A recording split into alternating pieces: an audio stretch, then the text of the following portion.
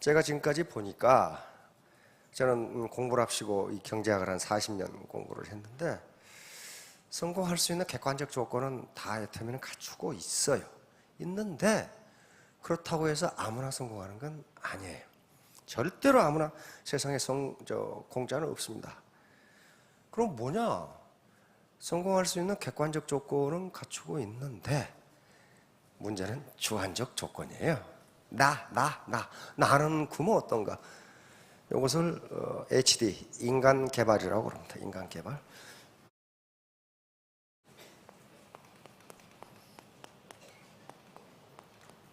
인간 개발, 휴먼 디벨롭먼트.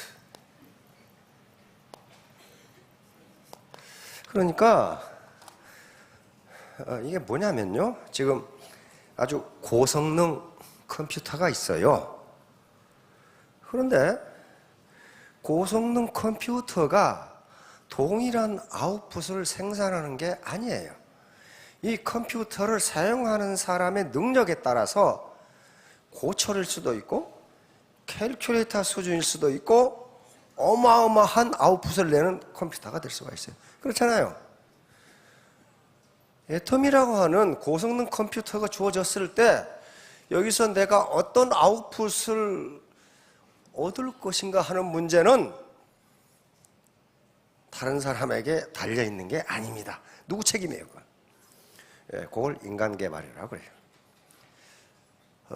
세계에서 가장 유명한 빈곤 연구학자가 있습니다. 아마티아 센이라고 하는 인도 경제학자인데요. 아시아에서는 처음으로 1998년에 노벨 경제학상을 받은 분입니다. 이분은 굉장히 부유한 가정에서 태어났는데 인도에서 가난한 사람들의 비참한 모습을 보고 어떻게 인간이 가난에서 벗어날 수 있는가를 평생 연구해서 지금은 노벨상까지 받고 가장 존경받는 경제학자로 있는 분이 아마티아 센이라고 하는 분입니다. 영국 캠브리지 대학에서 박사학위를 받고 캠브리지 대학, 런던 정치경제대학, 굉장히 유명하다. 옥스퍼드 대학의 교수를 했습니다. 지금 하버드 대학 교수로 있는데요. 강의하는 과목은 경제학과 철학입니다. 철학자들이에요, 전부 다. 그런데 이분은 인도 사람들이 주로 잘하는 게 뭐냐면 수학입니다. 수학을 세계 최고의 인도가. 우리는 9구단 하죠. 인도에서는 19단을 합니다. 그러니까 어지간한 건 그냥 전부 다 계산해버리는 거예요. 우리 삼성에 어느 나라 사람이 가장 많이 와 있어요? 인도 사람이 가장 많이 있어요. 왜? 수학의 천재들이고 거기다가 이 전산, IT 계통은 아주 세계, 미국의 유명한 기업들도 전부 인도 사람이 가 있어요. 그러니까 삼성에서 간부를 만나서 해봤더니 우리나라 이야기해봤더니 우리나라 대학 졸업생은 많은데 쓸만한 놈이 없다 그러더라고요. 그 말은 무슨 말이에요? 인간 개발이 안 되겠다는 거예요, 아직. 아마티아 센이 결론은 뭐냐? 빈곤에서 벗어날 수 있는 가장 유일한 방법은, 가장 좋은 방법은 인간 개발이다. 그러니까 everything is up to me. 모든 것은 자기에게 달려 있어요. 뭐 누구 탓할 것도 없어. 모든 건 up to you가 아니고 모든 건 당신에게 달려 있는 게 아니고 나에게 달려 있어요. 아마티아 센이 유엔에서 요청을 해서 인간 개발 지수를 개발을 해서 유엔에서 그걸 발표를 합니다. 작년도 거 보니까 우리나라 인간 개발 지수가 세계 17위예요. 17위. 굉장히 아주 높은 나라입니다. 근데 그것은 뭡니까? 우리나라 평균이에요. 우리나라 평균이니까 나는 도대체 우리나라 평균 세계 17위에서 앞인가 밑인가는 자기가 생각해봐요. 아무도 생각할 수 없어요. 요 신뢰 문제는 애터미 사업뿐만 아니고 세상 만사를 해결하는 데서 가장 중요한 게 신뢰입니다. 그럼 신뢰라는 것이 믿음, 신뢰라는 것이 오늘날만 중요하다고 생각하느냐? 그렇지가 않습니다. 자, 우리 정치인들이 가장 많이 쓰는 사자성어 중에 하나가 무신분립입니다. 신뢰가 없으면, 믿음이 없으면 서 있을 수가 없다. 다시 말하면 신뢰가 없으면 망한다 그 말이에요. 그래서 지금 우리나라 야당이든 여당이든 꼭 무슨 워크숍 할 때 보면은 주제가 무신분립이에요. 백성의 국민의 신뢰를 잃으면 우리는 망한다, 그런 말이에요. 자, 이 무신분립이라는 말은 논어에 나오는 말입니다. 그래 지금부터 2500년 전에 공자가 한 말, 2500년 전이면 까마득한 옛날인데, 그런데도 그때 신뢰가 가장 중요하다는 것을 강조한 거예요. 그러면 그 뒤로도 많은 현자들이 신뢰야말로 가장 중요하다고 늘 강조하는 이유는 뭡니까? 신뢰를 쌓는 것이 어렵기 때문이에요. 그렇죠? 공자의 10대 제자가 있습니다. 그걸 공문 사과 십철이라고 하는 사람들인데, 자공이라는 사람이 있어요. 그런데 자공은 이 공자의 10대 제자 중에서도 이 정치, 외교, 그 다음에 장사, 사업에 등한 사람이에요. 자, 자공 문정. 자공이 선생님한테, 선생님, 정치가 뭡니까? 정치가. 왜? 자공은 또 정치가 했어요. 정치가 뭡니까? 근데 이 대답은요, 지금도 정치가 뭐냐고 물었을 때 여러분들은 정치가 이거다라고 대답하면 틀림없어요. 정치가 이거다. 근데 정치, 우리가 생각하는 좁은 의미의 정치인들이 하는 게 그것만 정치라고 하는 게 아니에요. 스폰서가 하는 모든 일이 정치예요. 모든 일이 정치입니다. 자, 정치가 뭐냐? 라고 물으니까 아주 명쾌하게 대답합니다. 마치 기다리고 있었다는 둥? 뭐라고 그래요? 족식. 식량, 다시 말하면 먹을 게 풍부해야 된다. 오늘날 개념으로는 국민이 편하게 먹고 살 수 있어야 된다. 이것보다 더 중요한 게 어디 있어요? 이건 먹고 사는 게 먹고 사니즘. 어떤 사람은 먹고 사니즘을 하게, 그게 완전 이데올로기야. 먹고 사니즘이. 먹고 산다는 게 아무것도 아닌 것 같은데, 이 존엄한 인간의 생명을 유지한 것처럼 더 유대한 게 어디 있어요? 그렇잖아요. 그러니까, 그런데 이 현자들이 하는 말의 순서는요, 중요도의 순서를 이야기합니다. 아무렇게나 얘기하는 게 아니에요. 가장 중요한 게 뭐라고 그랬어요? 백성이 먹고 사는 것이다. 그러니까 정치, 큰 정치가 됐건 작은 정치가 됐건 자기 밑에 폴라워들이, 또는 국가적 차원에서는 국민들이 먹고 살기 힘들다면 그 정치 잘 못하는 거예요. 그렇죠? 스폰서 입장에 있는 사람들이 파트너들한테 베팅이나 시켜가지고 이게 돈벌이가 안 된다면 그 사람 스폰서 지금 잘못하고 있는 거예요, 지금. 제일 중요한 게 먹고 사는 것이다. 그러니까 애터미가 하는 이 정치도, 하는 일도 이게 정치인데, 가장 중요한 게 사업자들이 먹고 살 수 있어야 돼요. 돈벌이가 돼야 된다고. 두 번째 뭐라고 그랬어요? 족평. 이거 병은 군사력입니다. 군사력. 족은 풍족하다 할 때 족자예요. 뭐 군이 다리가 달렸다, 다리 족자인데 그렇게 생각하지 마시고, 이건 풍족하다 할 때 군사력이, 오늘날 개념은 국가 안보예요. 그런데 야, 공자가 무슨 국가 안보를 얘기하나?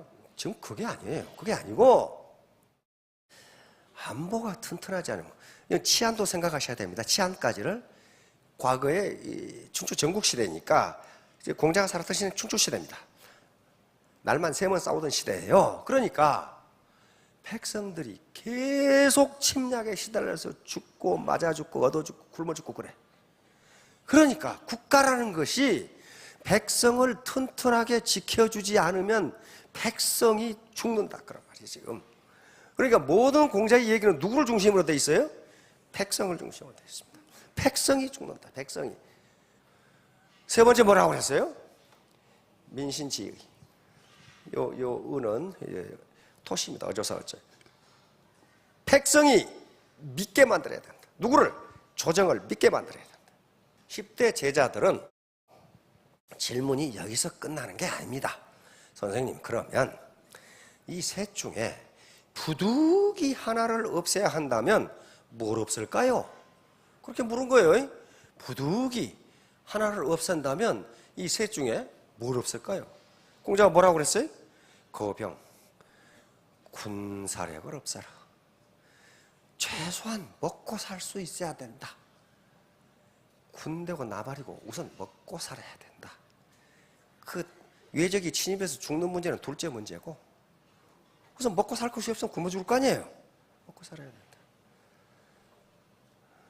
그 다음에 또 묻습니다. 그러면 나머지 2개 남았죠? 2개 중에 하나를 없앤다면 뭘 없앨까요? 그러니까 거식, 식량을 없애라.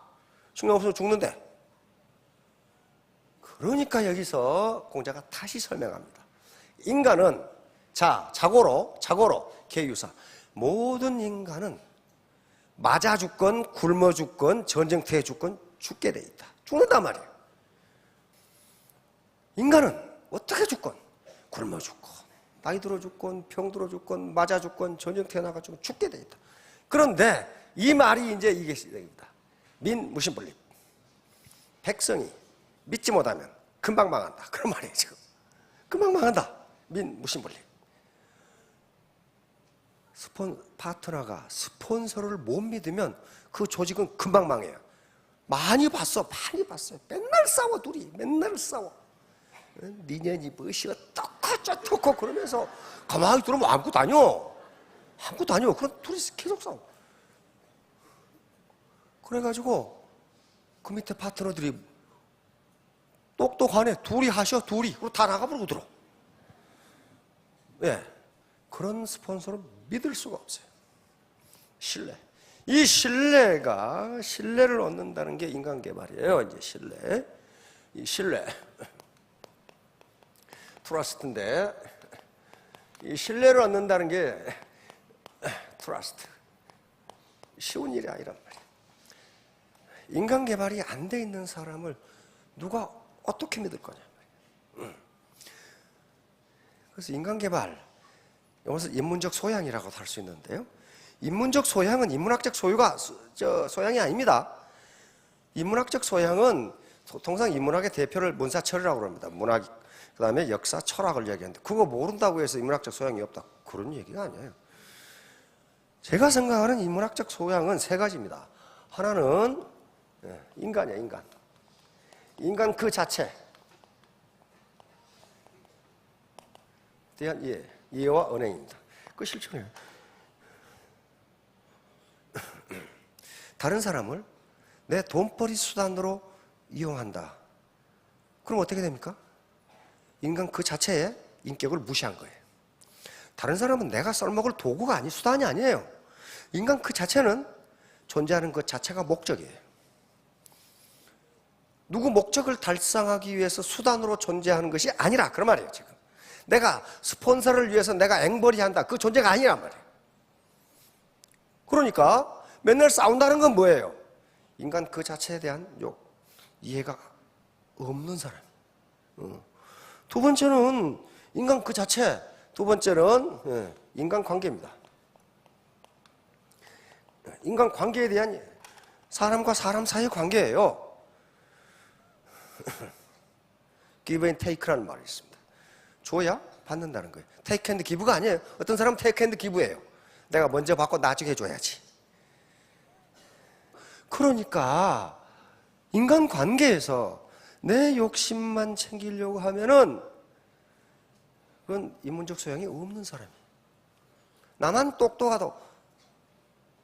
왜 우리 박 회장께서 1년만 계속 나오라고 한지 아세요? 나오지 않은 사람은요 절대로 성공할 수 없어요. 절대로 성공할 수 없어요. 왜? 여기서 무슨 지식을 얻는다, 인포메이션을 얻는다 그것도 있지만은요 사람은 만나지 않으면 절대로 친해질 수 없습니다. 절대로 같은 솥에 밥을 먹지 않으면요 절대로 가까워질 수가 없어요. 그것을 단순 노출 효과라고 이야기합니다. 단순 노출 효과. 그걸 심리학에서는 또 정서 이론에서 제임스 랑게 이론이라고도 부릅니다.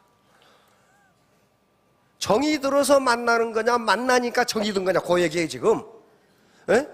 일반적으로는 만나니까 정이 들었다는 거예요. 정이 들어서 만난 게 아니라는 거예요. 그러니까 뭐가 먼저예요? 행동이 먼저라는 거예요. 그러니까 가슴이 뛰니까 사랑하는 거냐 사랑하니까 뛰는 거냐 요 문제예요. 일반적으로는 가슴이 뛰니까 사랑한답니다. 그 길게 이야기 나중에 할 기회가 있을 거예요. 근데 그것이 현재 굉장히 오래된 19세기 말에 나온 이론인데 지금도 모든 인간 감정의 50%를 설명해요. 자꾸 나와서 같이 얘기를 듣다 보면 언어의 의미를 공유하게 됩니다. 우리가 하는 얘기가 무슨 얘기인지 공유하게 돼. 공유 안 되면 커뮤니케이션이 전혀 되질 않아요. 세 번째는 인문적 소양이라는 것은 사람이 사는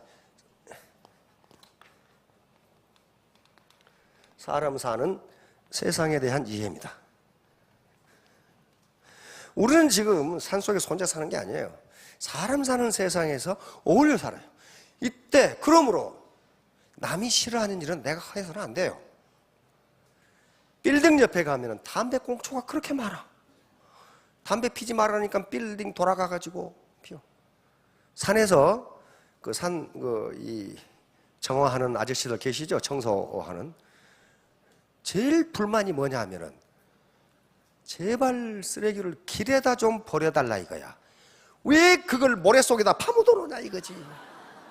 그리고 저 밑에 바위 속에다 이렇게 넣어놓는다 이거야. 그게 사람 사는 세상에 대한 이해의 부족이야. 이런 사람은 이건 학교를 몇 년 다녔느냐고 아무 상관없어요. 그렇죠? 인간적 소양이에요. 기본 소양이라는 게 기본적인 교양이거든. 아주 기본적인 번디소자니까 아주 기본적인 교양이란 말이야.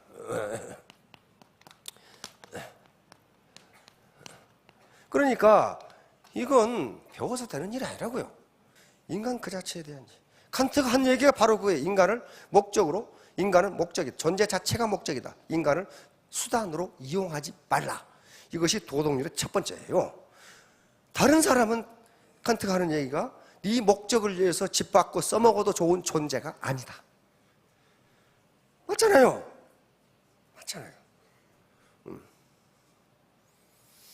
그래서 거기서 정언명령과 가언명령을 내립니다. 인간에게서 유일한 선은 무엇이냐? 선의지다.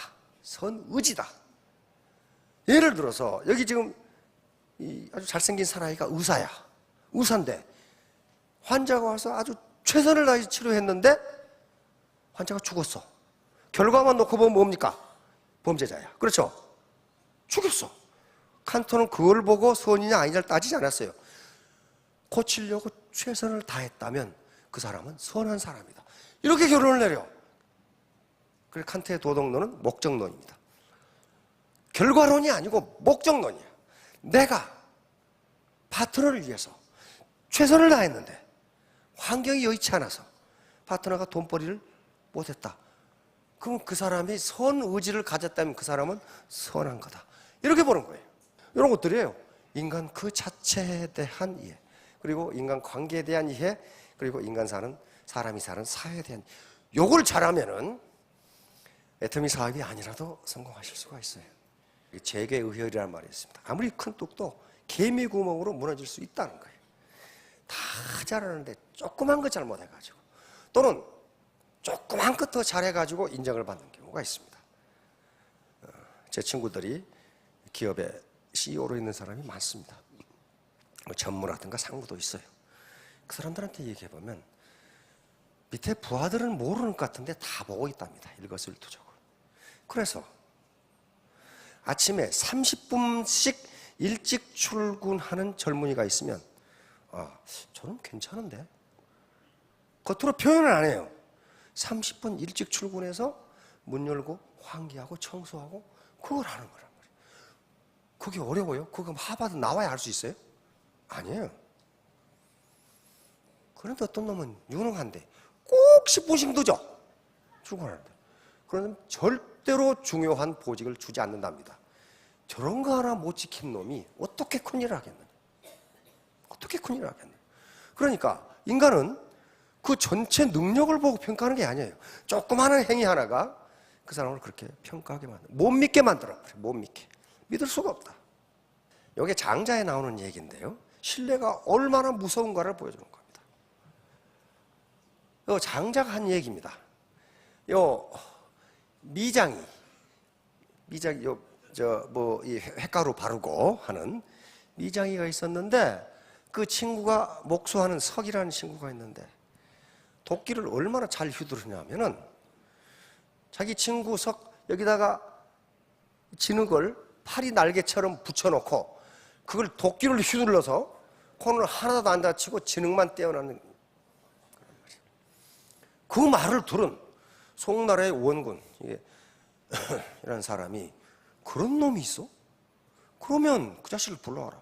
그래가지고 자기 콧등에 바르고 너 도끼 휘둘러서 코가 안 날아가게 진흙만 떼라 그랬더니 못합니다. 왜? 나를 믿어주는 내 친구 석이 없습니다. 믿어주지 않으면 그렇게 못해요. 다시 말하면 신뢰는 이렇게 무서워요. 이런 사람들 많죠. 야, 너 나 못 믿어? 그런 놈은 못 믿을 놈이에요. 그런 놈은 절대로 믿지 마세요. 내가 어쩌고저쩌고 너 내 말 못 믿어? 그거 못 믿을 놈이에요. 믿음은, 신뢰는 그렇게 되는 게 아니에요. 신뢰는 이심전심으로 이루어지는 거지. 너 나 못 믿어? 절대로 그런 말 하는 사람은요, 저놈은 못 믿을 놈이다. 그렇게 해도 거의 맞아요. 인간의 직관적 판단은 논리적으로 설명할 수 없답니다. 어떤 음식이 맛있다, 맛없다, 그걸 어떻게 과학적으로 설명을 해? 안 된다는 거예요. 그러니까 인간이 직관적으로 알 수 있는 것을 논리적으로 설명하기는 어렵다, 불가능하다. 요 얘기를 지금 장작하고 있는 것이다. 대부분 거기에 동의합니다. 다시 말하면 여기 애터미의 회장 사업자들이 와서 무슨 월천댁이다, 이천댁이다, 오천댁이다 그러는데 그걸 감으로 느껴보시란 말이야. 저 아줌마가 거짓말하는 것이 참말하는 게 직관적 판단이 가장 옳을 때가 있습니다. 진나라, 진시황의 진나라가 이렇게 있고, 이 나라 한나라 조나라는 원래 진이라고 하는 한 나라인데 세 개의 귀족 가문이 나라를 나눠 가졌습니다. 왕가를 전부 죽여버리고, 이 시대가 전국시대예요. 왕이고 나발이고 힘센 가문들이 다 때려치우고 나라를 나눠 가져버려요. 이 상황은 위나라 사람입니다. 위나라 사람인데 위나라 공자예요. 공자라는 것은 지금 같은 왕자입니다. 그런데 여기 있다가 이제 이 공숙자라고 하는 재상집에서 등용이 되어가지고 거기서 공숙자의 일을 봐주는 사람이었어요. 그런데 공숙자가 보니까 이게 보통 인물이 아니야. 젊은 놈인데 보통 인물이 아니야. 그런데 공숙자가 이제 늙어서 병이 들어가시고 자기 후임을 추천해야 돼. 이때 왕이 위회왕이라고 하는 사람. 회왕이에요. 회왕이 공숙자 병문안을 했어요. 굉장한 언로대신이니까. 그래서 물었습니다. 공의 후임으로 누구를 임명하는 게 좋겠는가? 그러니까 공숙자가 느닷없이 이제 30대밖에 안 된 사람을 재상으로 써라. 이게 재상으로. 내 후임에 요 상황을 써라. 이 회왕이 어떻게 생각했어? 이 영감탱이가 늙어서 노망해가지고 헛소리 하는구만. 그렇게 생각했어요. 그런데 공숙자가 생각해 보니까 아무래도 이 회왕이 자기 말을 안 들어줄 것 같아. 자기를 노망한 거를 치고. 그래서 신하들을 모두 물리고 독대를 했어요.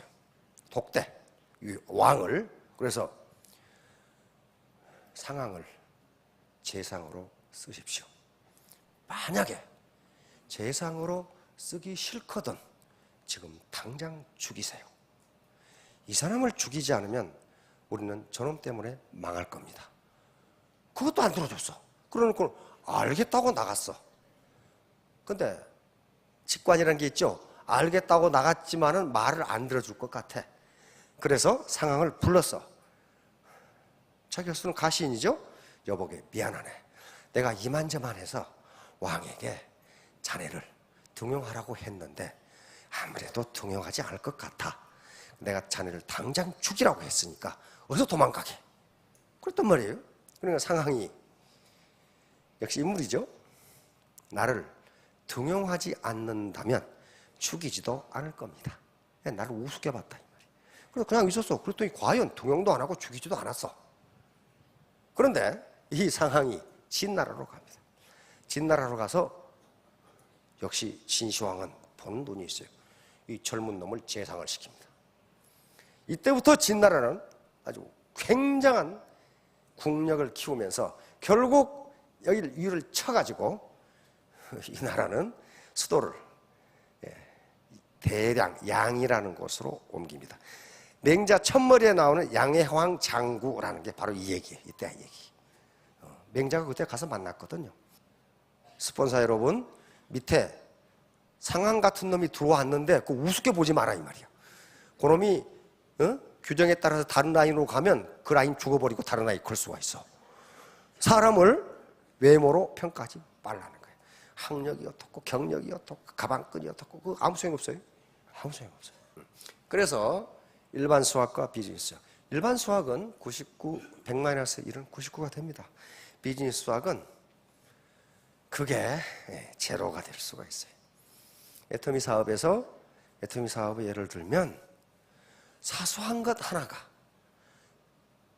불량 품질을 공급했다. 이 하나가 회사를 망하게 할 수가 있어요. 회사가 공포한 약속을 지키지 않았다. 이 작은 거 하나가 망할 수가 있습니다.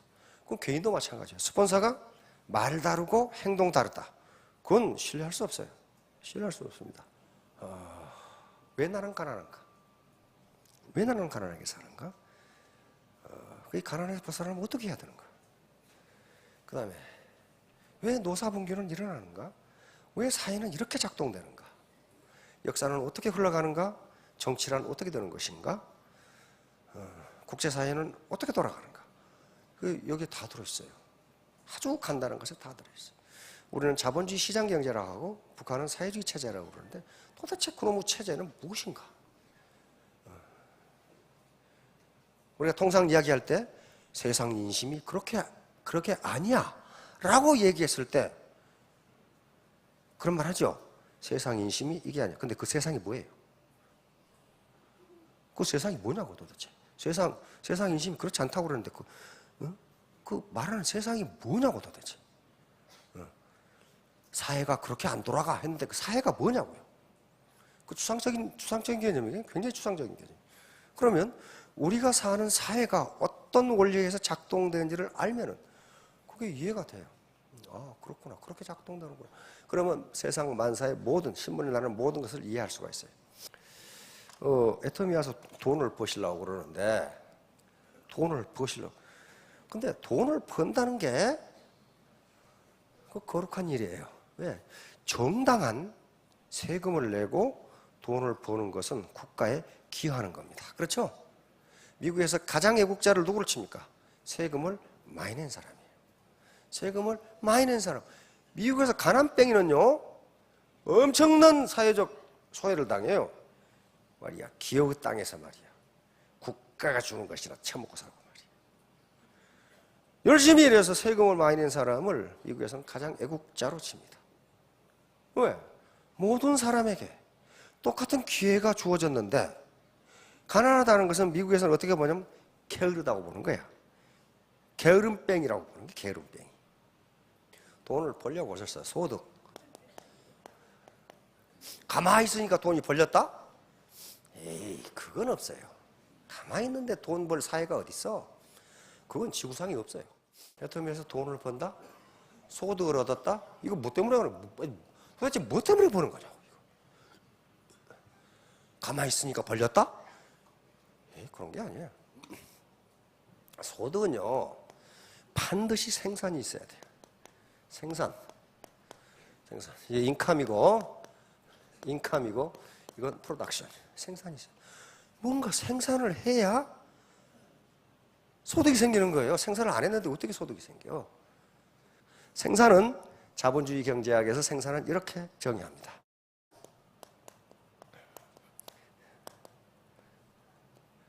인간의 효용을 증대시키는 모든 행위. 이게 생산이에요. 인간의 효용을 증대시키는 모든 행위. 인간의 효용, 유틸리티, 요거 어려우면 만족이라고 하세요. 인간의 만족을 증대시키는 모든 행위를 생산합니다. 자, 그러면 생산은 자본주의 경제학에서 일반적으로 세 가지를 생산이라고 봅니다. 첫째는 자연으로부터 재화를 채취하는 행위예요. 자연으로부터 재화를 채취하는 행위.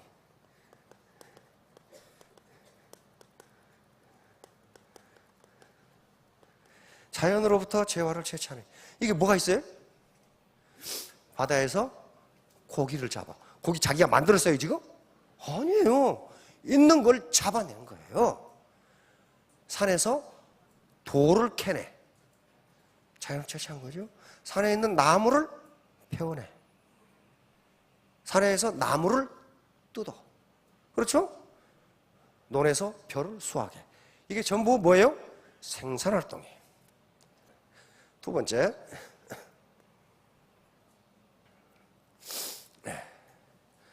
재화를, 기존의 재화를 변형, 가공, 조작하여 새로운 재화를 만드는 행위. 이게 뭐예요? 이게 제조업이에요. 포항제철에서 철광석을 녹여서 쇠를 만든다. 철광석 그거 쇠 포항제철이 만든 게 아니에요. 있는 걸 가공해서 다른 걸 만들어낸 거예요. 목재를 잘라서 책상을 만들고 가구를 만들었다. 기존의 재화를 가공하고 변형해서 새로운 재화를 만들어내는 거예요. 이걸 우리는 생산이라고 한다. 생산이라고 한다. 그러니까 생산의 대가로 뭘 얻어요? 소득을 얻어요. 소득을 얻는다고. 세 번째, 서비스를 창출하는 행위. 자, 에테미 사업은 어느 쪽이에요? 세 번째예요. 서비스를 창출하는 행위에 속합니다. 다시 말하면 에테미 사업은 괜히 가만히 노는데 돈이 생기는 게 아니고 생산활동의 대가예요. 그러면 생산은 인간의 만족을 증대시키는 행위라고 했는데 에토미 사업에서는 무슨 만족을 증대시키냐 하는 거예요. 그것은 해모임이 여기 있는 것보다 소비자에게 전달하면 효용이 증가해요. 만족이 늘어난다고요. 그래서 그게 생산활동이에요. 유통, 그 다음에 전기통신 다 생산활동. 그래서 우리는 이것을 1차 산업이라고 그러고 이것을 2차 산업이라고 그러고 이것을 3차 산업이라고 합니다. 우리 1차 산업, 농업에 종사하는 농업이 GDP에 우리 국민소득에 기여하는 것은요 2.5%밖에 되질 않아요. 2.5%밖에 되질 않아. 그런데 농업에 종사하는 인구는 6.6%야. 그러면 6.6%의 농민이 소득의 2.5%만 생산 못한다. 그러면 무슨 말이에요? 농촌 소득이 작다. 그런 말이에요. 평균 소득에 비해서 3분의 1밖에 안 된다. 그 얘기예요. 제조업. 종사하는 인구가 한 30% 돼요. 그런데 거기서 생산하는 것은 40%가 넘어. 그러니까 제조업에 삼성이라든가 LG라든가 SK라든가 이런 데 근무하는 사람들의 생산성이 높다. 그런 말이에요. 문제는 생산성이에요. 프로덕티비티. 서비스업은 현재 종사하는 인구가 76%예요. 76%. 앞으로 서비스업 비중은 점점 커질 겁니다. 왜? 선진국이 그러니까. 우리도 그렇게 가고 있어요. 여러분들은 다행히 세상의 흐름과 딱 맞아떨어져서 서비스업으로 들어오신 겁니다. 그러니까 야, 다단계에서 돈 벌어? 너 밑에 착취한 거 아니냐? 그거 아니에요. 무엇의 대가예요? 생산의 대가. 스폰서가 파트너에게 정보를 전달해 주는 것도 뭐예요? 생산활동이에요. 그것은 마치 대학의 교수가 학생들에게 지식을 전달해 주는 것과 똑같아요. 대학 교수는 대학 강사에서 놀고 돈 받는 게 아니에요. 지식 전달의 대가예요. 마찬가지로 스폰서가 파트너에게 사업 노하우를 전수했다면 그것은 충분히 스폰서로서의 생산활동을 한 거예요. 자, 그러니까 이제 문제는 그러면 이제 나는 어떻게 할 거냐? 나는 이 서비스 생산을 잘하려면은 결국 결론은 인간 개발이에요. 휴먼 데벨롭먼트. 나를 어떻게 할 거냐 하는 게 나를. 우리 스폰서 전현이 아니고 나를 어떻게 할 거냐 하는 게 나를. 내가 어떻게 할 거냐. 이 문제를 앞으로 이야기하도록 하겠습니다. 나를 어떻게 할 거냐. 예, 3년 후, 5년 후에 모두 스타마스터, 로얄마스터가 되시기 바랍니다. 예, 감사합니다.